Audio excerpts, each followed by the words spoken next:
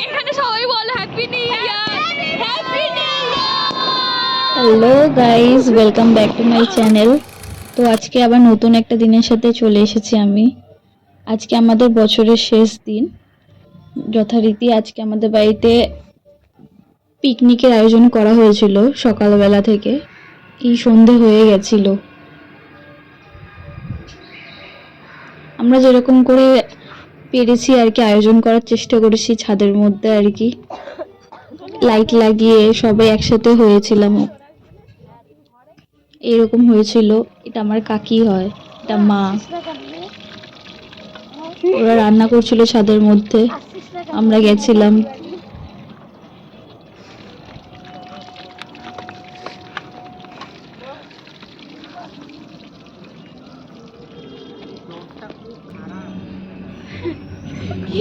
আমরা সবকিছু লাইটের সেট আপ করছিলাম তখন। লাইট জানালো বেশি, খুব সুন্দর লাগছিল রাত্রে ছাদের মধ্যে। একটু ঠান্ডা লাগছিল বটে। এটা হ্যাপি নিউ ইয়ারের ঠিক আগের মুভমেন্ট। সবাই নাচানাচি করছিল ছাদের মধ্যে। ওয়েট করছিলাম কখন আমাদের টাইমটা হবে।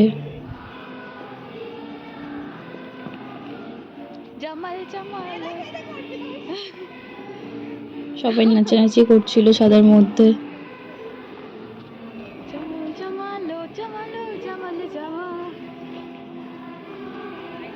এবার কাউন্টডাউন করা শুরু হয়ে গেছিল। এবার নিউ ইয়ার পড়ে গেছে।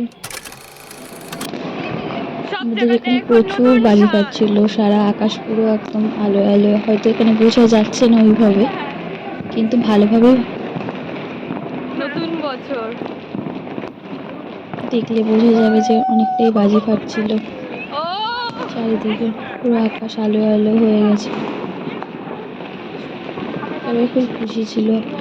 আমরা অনেক বছর পর এরকম করে একসাথে পিকনিক করেছিলাম এইবার। এইটা চারিদিকে শুধু আওয়াজই আওয়াজ হচ্ছিল বাজি ফাটার। আমাদের পাড়াতে গান হচ্ছিল আশপাশ দিয়ে। নতুন বছর সবাই ভালোভাবে যাতে কাটায়।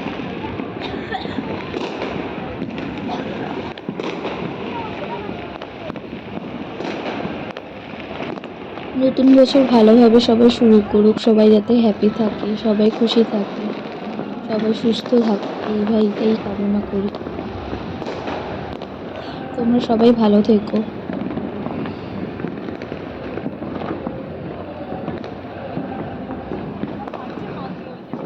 সবাই এখানে আকাশের দিকে তাকিয়ে সেলফোনগুলো দেখছিল।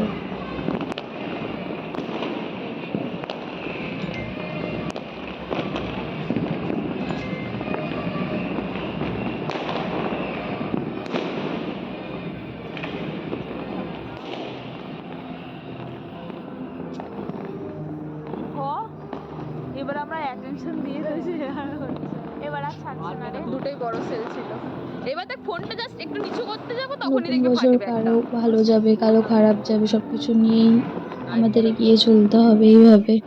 ক্যামেরা হবে। এখানে খুব সুন্দর লাগছিল এইগুলো ফাটছিল। এই দেখো না ফায়ার ওয়ার্কস গুলো তোলো না।